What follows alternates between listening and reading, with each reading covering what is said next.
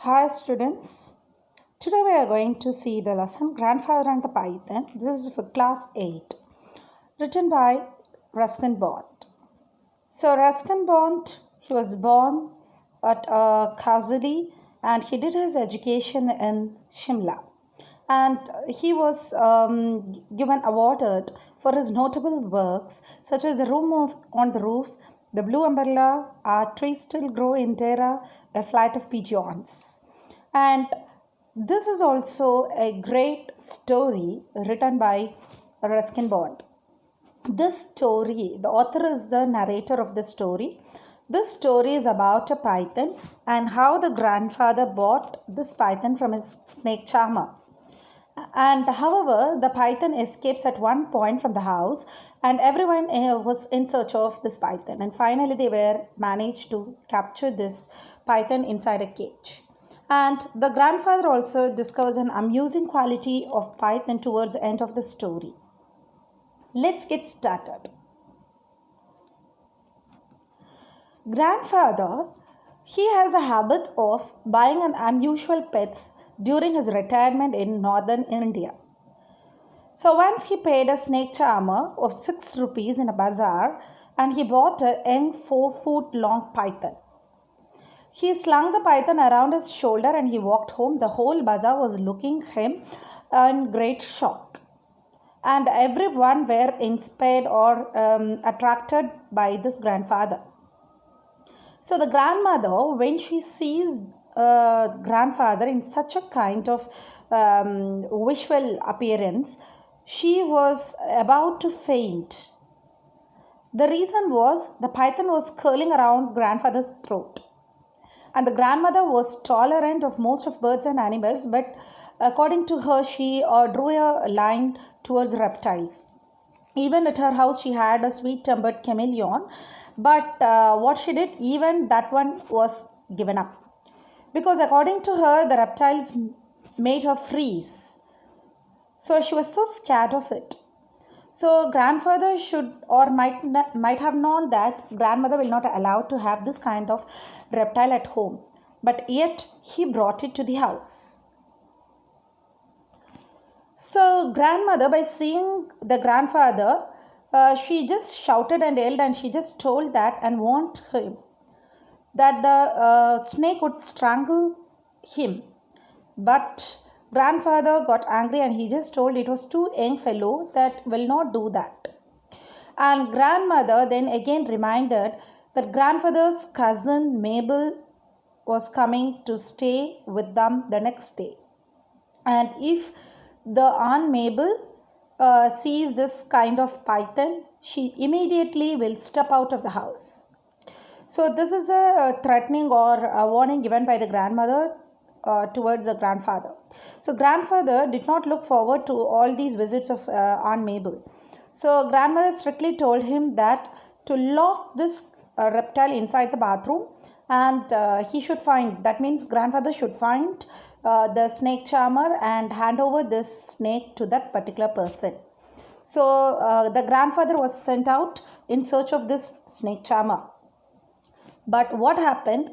This grandfather, before he goes, what he did was he just keeps the python. He took the python and kept in the bathroom tub. And he went to the bazaar and he just went in search of this snake charmer. But he came back in a very sad manner. The reason was he was unable to find the snake charmer. And the grandmother took him, the grandmother told him to just take away this snake and to leave it in the jungle, which is across the riverbed. So grandfather also agreed this. So he just went inside the bathroom. He just found that the snake was missing. Okay. And he just called everyone, the cook, the gardener, the grandmother, everyone he called and he just shouted and he just told, okay, he was searching around his legs also. He couldn't able to find where the python was. So he just announced to all of them that the python had disappeared. It went somewhere. Then only the grandfather realized that he kept the python inside the bathroom tub, but he mistakenly opened the windows. So because of this, he guessed that the python might have went out through the window. So the python, anyway, they understood it escaped through that way. So they carefully searched all over the house, the kitchen, the garden, the stable, the poultry shed, and all over the place. Okay, but they couldn't find the python anywhere. So grandfather suggested that the snake might have went very far away from the house. So no need to worry regarding the snake. So the next day, Aunt Mabel, she arrived. For a 3-week visit, she came there. For a couple of days, grandfather and the narrator were a little worried regarding the python. For what reason they were worried was if it reappeared, everyone will be scared. But right from the third day, they didn't show their sadness. And they felt that surely the python will not come back. On that particular day evening, what happened was this Aunt Mabel, she was just screaming from the garden and she was coming towards the house. Okay, so and she was completely terrified. And she just told that something she saw in the guava tree. And now grandmother was calming her, and she sprinkled water on her, and she was consoling Aunt Mabel. So grandmother asked what she actually saw. So Aunt Mabel replied that she saw a boa constrictor, like a long 20 feet long, something which rolls around guava tree. So and she was very sure that she saw some kind of python there. And now grandfather also understood that actually it was a python which was in the guava tree. Now the narrator said that the aunt must have frightened it away. So the grandfather asked him not to speak to his aunt in that way. So anyway, in his heart, the grandfather's heart as well as the narrator's heart, they were actually about to laugh by seeing the situation of Aunt Mabel. Okay, but anyway, they understood that each and every time after this incident, what happened, the python started to have a reappearance each and every time. Okay, but in unexpected places, not in the same place. Each day or each time in different places, the snake started to reappear. So one particular morning, what happened, the narrator found the python was curled upon the dressing table, like it was looking at the reflection of its own body in the mirror. The snake was actually admiring itself. So grandfather told that told others that this snake got attention, okay, towards its beauty. So now grandfather understood the snake's weakness. So now what is a great weakness of the snake was its own appearance. It was so proud and boastful by seeing its own appearance in the mirror.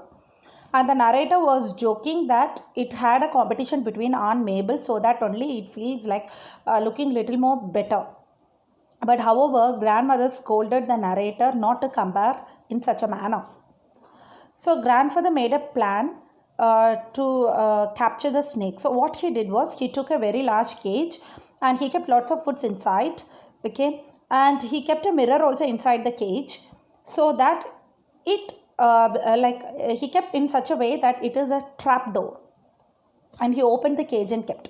The reason is, as this weakness, the snake's weakness was to admire its beauty. One fine day, surely it will be coming inside the cage to admire itself.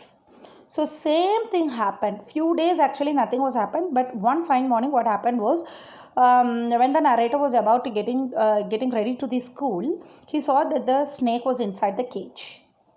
Actually, it ate all the food and it was admiring its own reflection on the mirror. So grandfather took the python's cage across the riverbed and kept he just kept inside the forest. He released the door of the cage, but however the snake didn't even go out. Okay, it was still admiring its beauty. But the grandfather did not have the heart to take the mirror away, because actually the snake was so much proud as well as boastful towards its beauty, right? So he doesn't want to remove the mirror, let the mirror be inside the cage. So for the first time in life, he had seen that the snake has fallen in love by its own by seeing its own view.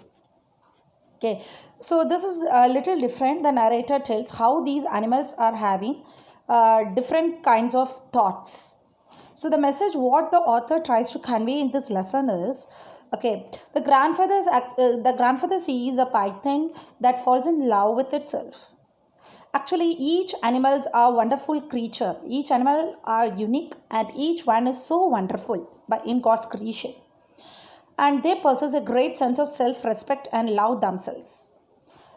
It shows us that animals must also be respected in the same way how humans are also treated. We humans, how we have proud or how we are having self-boasting nature and how we admire ourselves, even the animals are of same kind. So animals also feel that each like same respect should be given. Okay, so thus this lesson conveys a valuable lesson. So that's it, my dear students. If you have any questions, you can go through the presentation again. Thank you.